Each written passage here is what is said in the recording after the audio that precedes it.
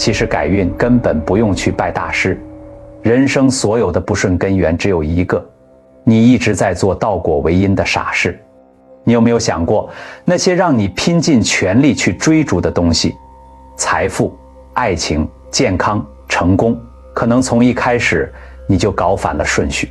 很多人觉得人生苦是因为努力不够或运气太差，但真相是你把终点当成了起点，把收成当成了耕作，于是越追越远，越求越苦，却始终不知道问题出在哪里。佛陀在2500年前就说过这样一句话：欲知前世因，今生受者是；欲知来世果，今生做者是。并非虚无的迷信，而是宇宙最底层的运作逻辑。它揭示了一个无情的真相：你今天的处境是过去行为的投影，你未来的走向取决于当下的起心动念。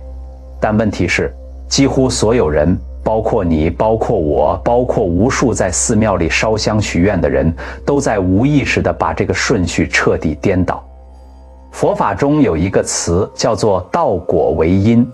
所谓因，是能生万物的种子，是你的心念、你的行为、你起心动念的每一个当下。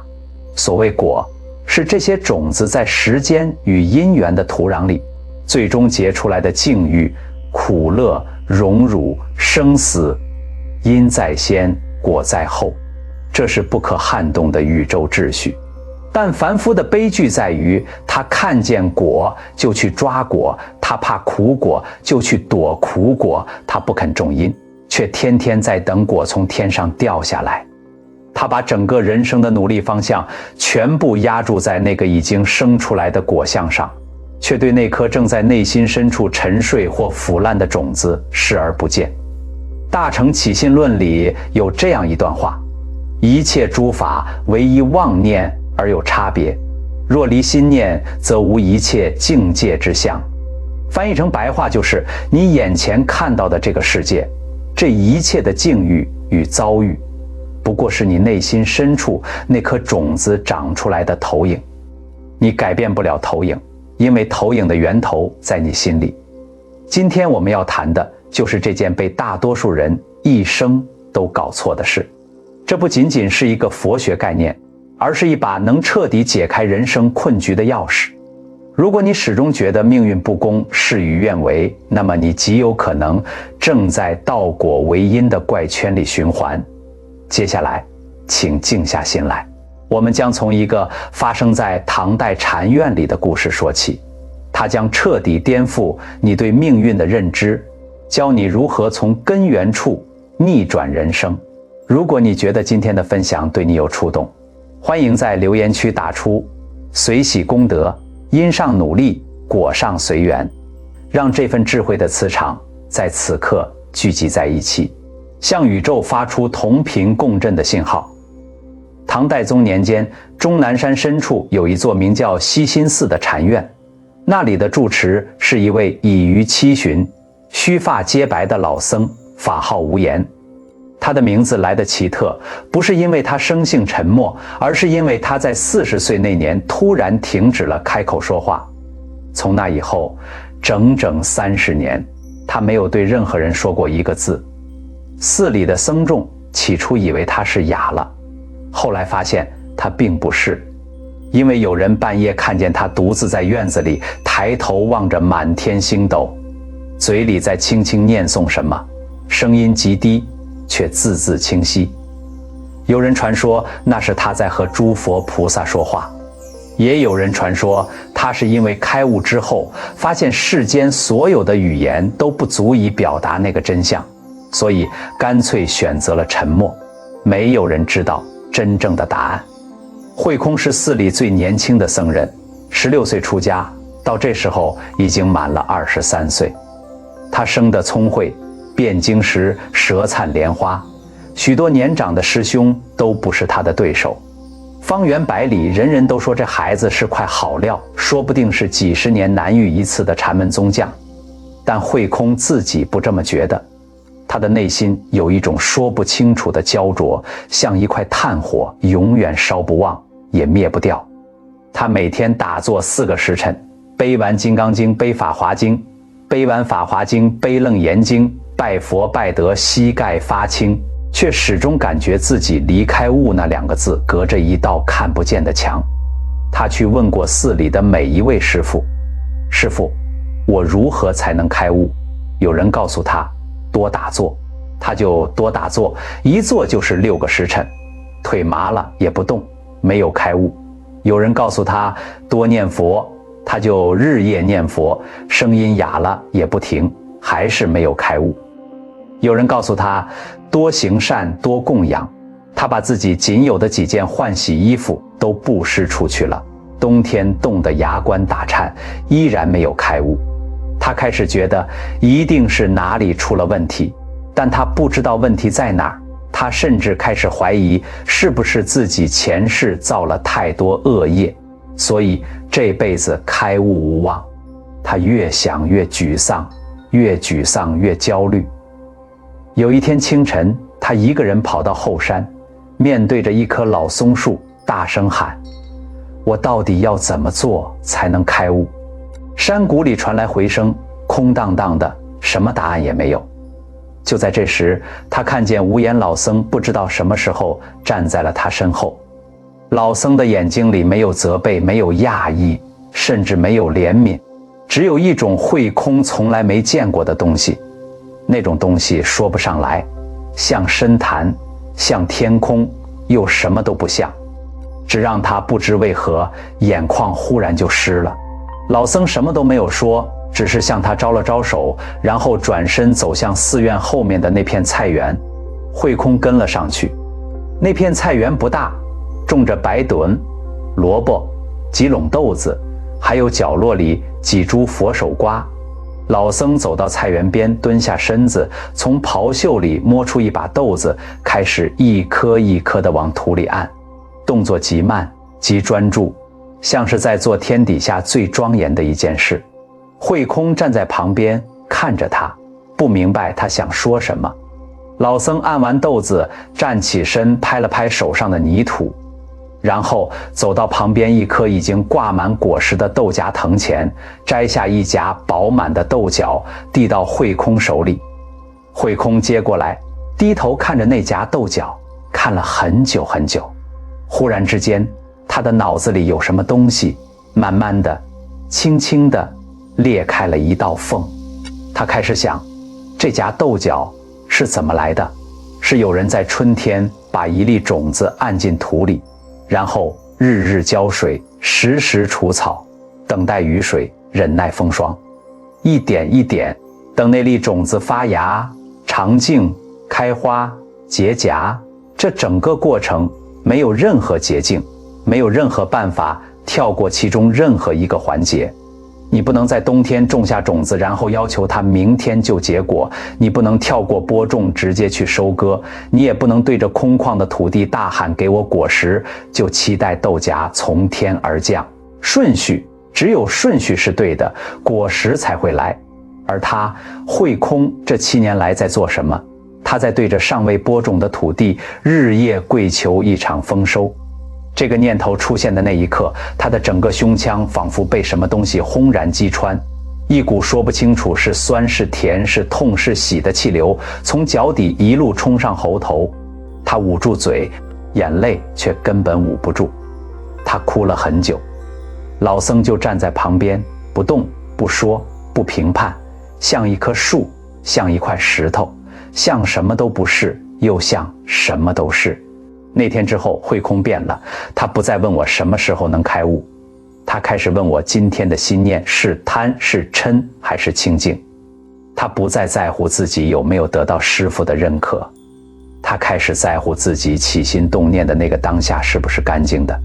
他不再焦虑自己的修行有没有成果，他开始专注于自己每一个当下在种下什么。他开始去帮寺里最老、最病、最没人理会的老僧人端饭，不是为了积福报，而是因为那个当下他的心想这么做。他开始在打坐的时候，不去期盼禅定的境界会不会出现，只是清清楚楚地觉察自己每一个呼吸，每一个升起的念头。他开始少说话，不是因为刻意模仿无言老僧，而是因为他感觉到很多话说出来不过是在喂养那个永远吃不饱的自我。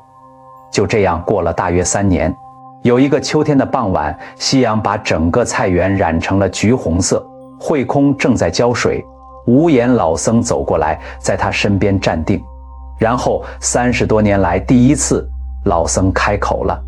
他只说了一句话，声音低沉，却清清楚楚传进了慧空的耳朵里。种因不为果，果自不负人。慧空手里的水瓢停了下来。种因不为果，果自不负人。不是种因为了结果，而是种因不为果。不是为了那个结果才去种因，而是只管种因，只管在因上用心，不执着那个果会不会来，来了会不会是你想要的那个样子。然后果自不负人，果自然不会辜负你。慧空后来把这句话刻在了禅房的门楣上，直到他圆寂之前，那7个字一直都在。据说后来有无数来西心寺参访的僧侣，在看见那7个字的瞬间，都会突然停住脚步，沉默很久，因为那7个字里藏着一件大多数人穷其一生都没有想通的事。你以为你在追求结果，其实你在逃避原因。而当你停止逃避，停止执着，只是踏踏实实的在每一个当下种下那颗正确的种子，生命本身就会替你把一切安排得分毫不差。这个故事里藏着的是佛法2000多年来对人类最深刻的一个观察。我们几乎所有的痛苦都源自于同一个根本的错误，把因果的顺序搞颠倒。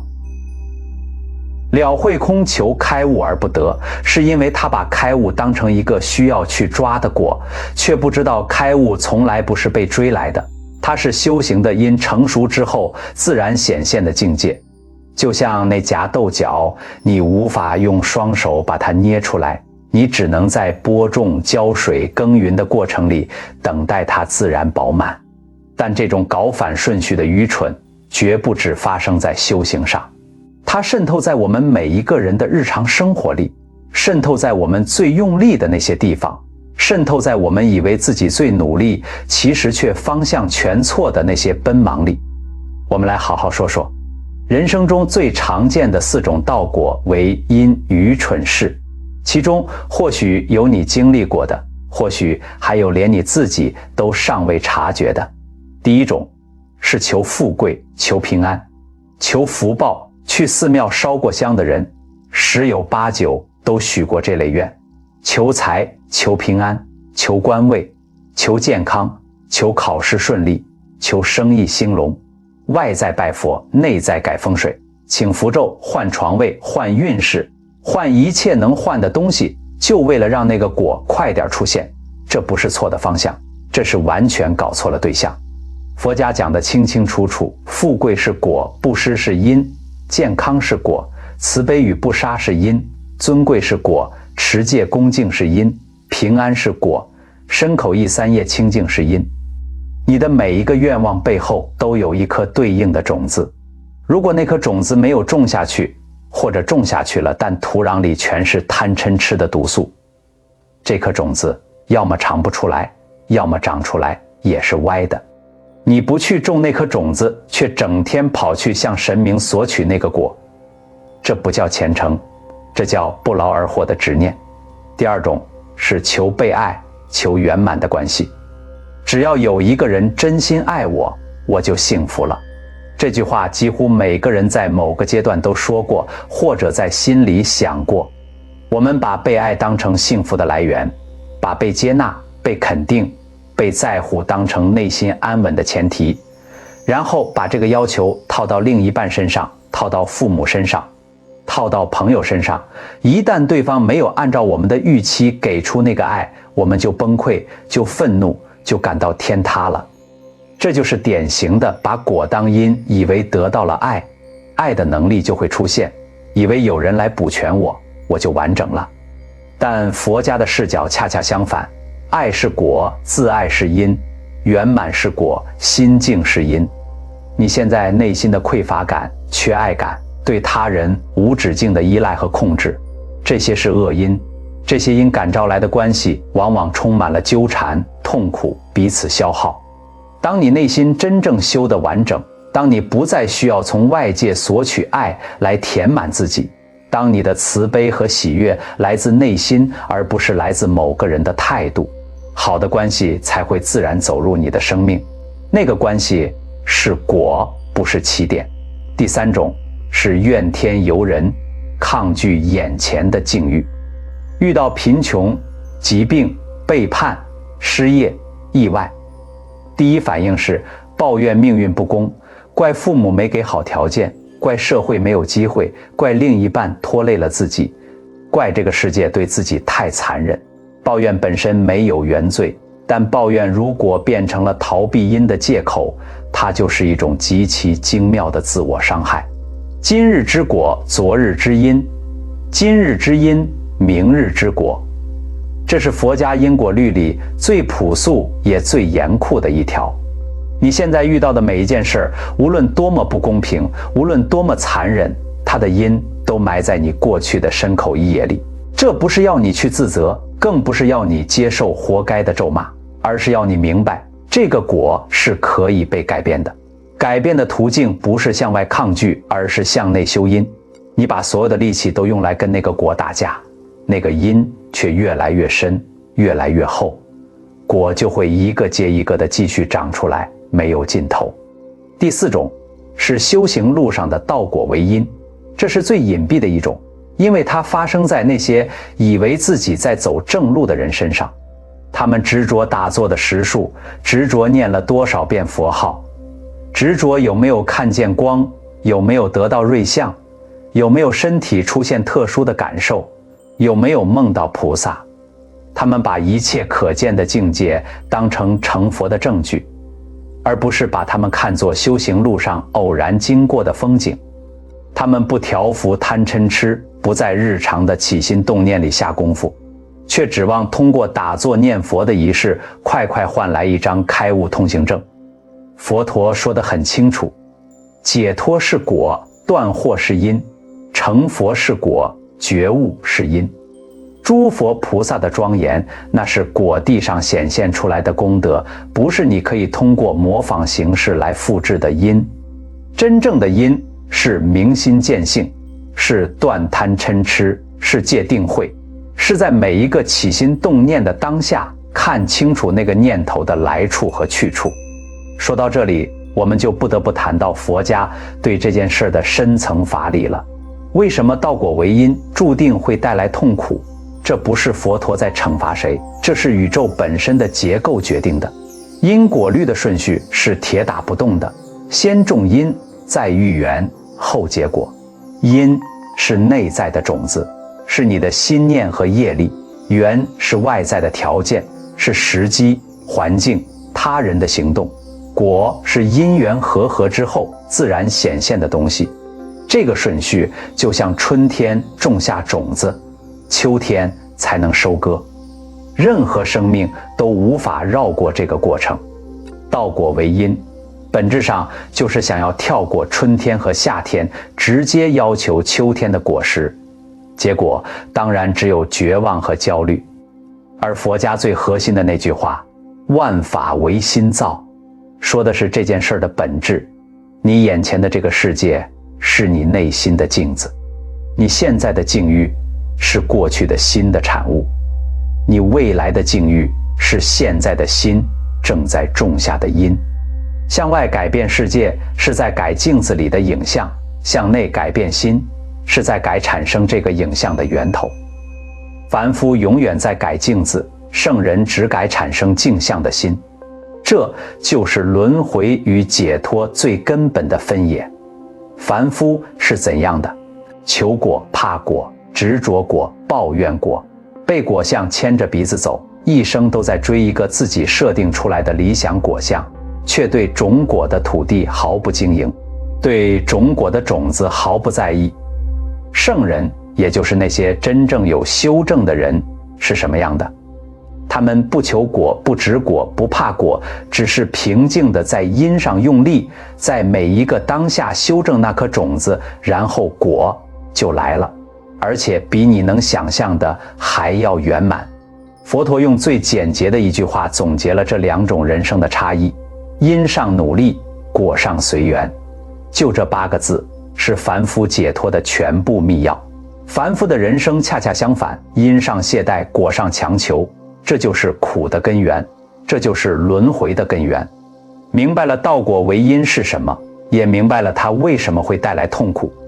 接下来最重要的问题就是，我们究竟要怎么做才能真正走上那条因上努力，果上随缘的路？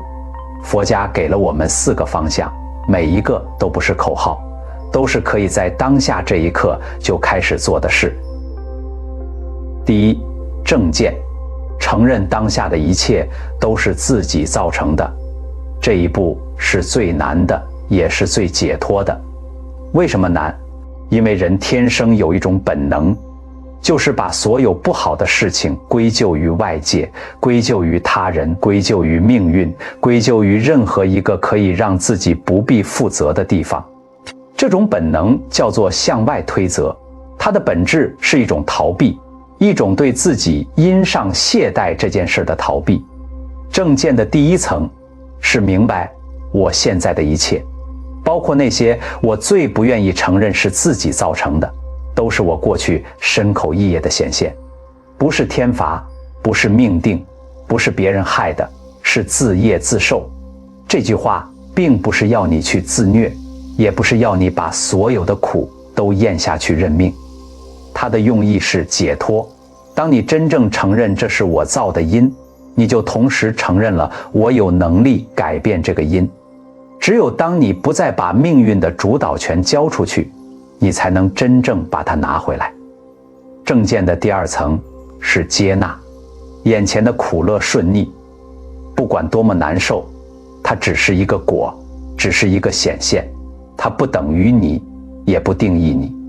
你不需要抗拒它，不需要逃离它，不需要用愤怒或恐惧来掩盖它，你只需要清清楚楚地看见它，然后问自己，在这个果的背后，我当初种下的是什么因？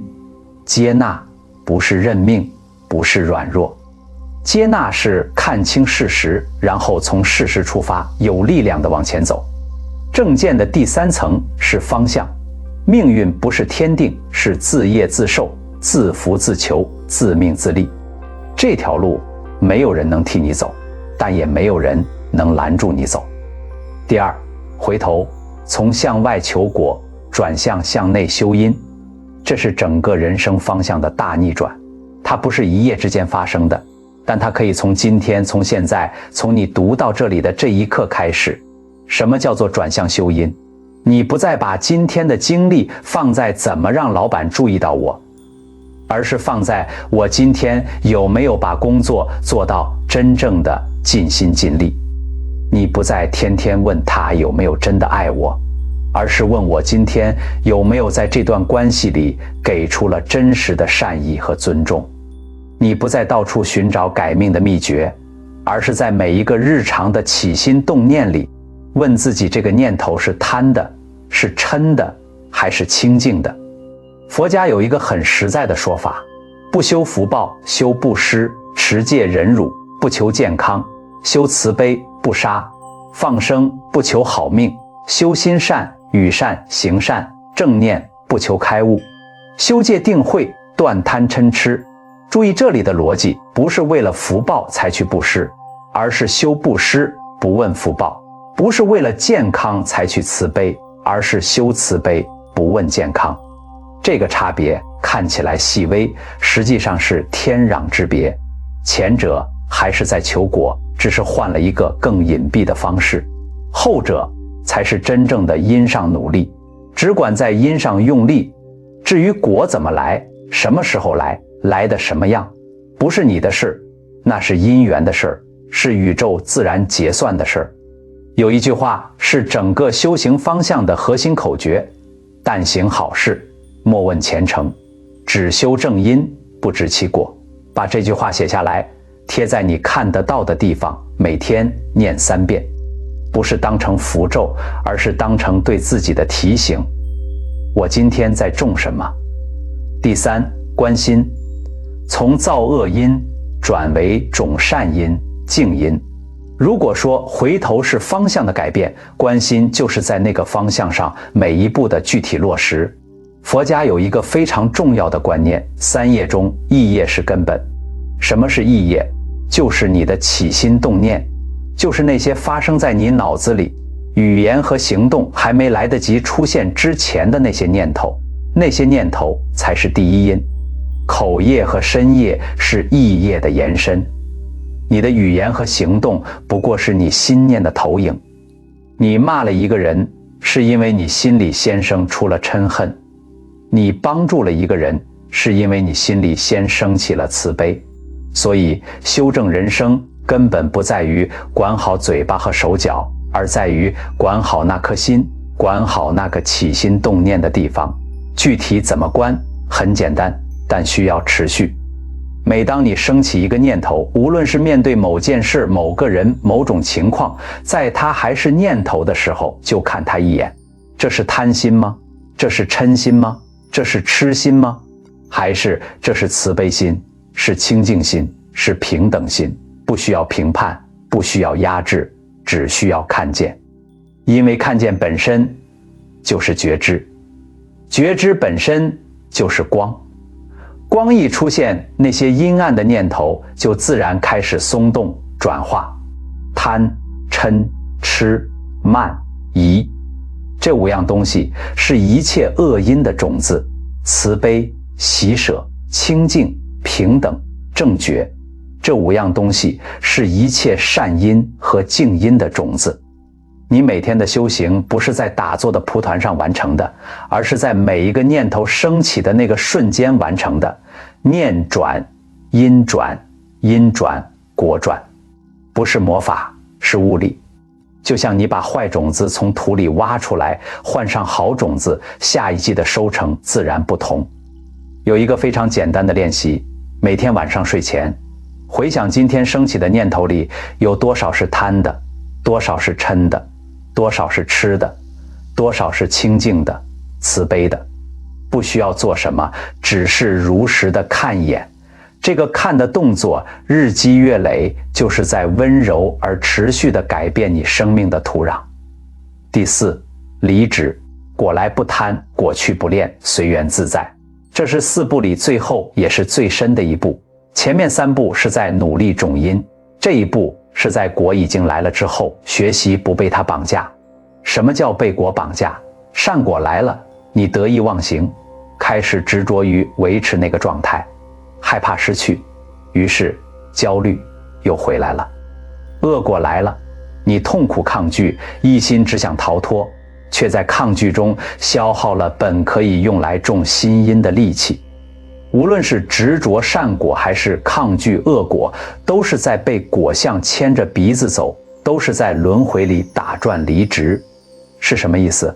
善果现前，清清楚楚知道这是过去善因所感，不是我的成就，不需要抓。该用这个资源继续做利益众生的事儿，就用，该时候它自然消散，就随它消散。恶果现前，清清楚楚知道这是过去某个恶因显现，不是世界对我的惩罚。忏悔那个因，当下止恶，当下修善，这个果就是最好的提醒，不是最坏的诅咒。不被果相牵着走，心才自由。只在因上用功，命运才真正可控。这句话值得反复咀嚼。真正的自由不是没有苦果，而是苦果来了，你的心不跟着它。真正的掌控不是能控制所有结果，而是能清醒地在每一个当下种下你想种的因。慧空在寺里生活了几十年，最后他自己也成了一位让很多人折服的修行者。据说晚年时，有人问他修行最深的心得是什么，他沉默了很久，说了6个字：种了就放下，种了就放下。播下了那颗种子，你就放下对结果的执着，不是冷漠，不是不在乎，而是你已经做了你能做的，剩下的交给因缘，交给时间，交给宇宙本身那套精密无误的结算系统。佛家对道果为因这件事有一句话，是所有经典里最简单、最直接，也最让人无从反驳的总结。人生一切不顺，皆因道果为因，人生一切解脱，只在回归因果正序。凡夫的轮回就是这3件事的循环，执着于果，迷失了因，向外持求，苦不堪言，然后在痛苦里继续执着于果，继续迷失因，继续向外持求。这个循环不是命运的恶意，是无知的惯性，是对因果正序的长期无视。而圣人的解脱也只是3件事：明白了因，认清了果，向内修心，自在圆满。听起来轻描淡写，做起来需要每一天、每一个念头、每一次抉择的持续清醒。停止道果为因，就是2件事：不追果，只种因；不求静，只修心。当你真正开始在因上用功，有一件非常奇妙的事情会发生。那些你过去拼命去追了很久都追不到的果，某一天会安安静静地出现在你面前，不请自来，不声不响，仿佛它一直都在那里等你。等你终于停下追逐，转身去耕那片土地。水到渠成这4个字从来不是用来形容运气的，它形容的是一个人在因上用足够功夫之后，果自然流淌而来的那种状态。你今天种下的每一个善念，每一份真心，每一次不为回报而给出的付出，都是一颗正在入土的种子。它不会告诉你它什么时候发芽，它只是沉默地在时间里生长。我想在最后问你一个问题，一个带回去在心里慢慢想的问题：如果你现在这一刻回头去看你最用力的那件事，你是在修那颗因，还是在追那个果？这个问题的答案决定了你接下来的人生，会是慧空在菜园外无望地呼喊的那7年，还是他在因上安静用功，最终水到渠成的那3年。如果今天的分享让你心里有什么被触动了，请在留言区告诉我，你看见了什么？你的那个念头也许正是一颗正在入土的种子。觉得这支影片有价值的朋友，欢迎点赞和热推，让更多在苦果里挣扎的人也能看见这颗种下来的光。如果你身边有朋友正在某种执着里转不出来，把这支影片分享给他，也许就是你今天种下的那颗最好的因。随喜我的频道，我们下一支影片见。愿你种因不为果，果自不负人。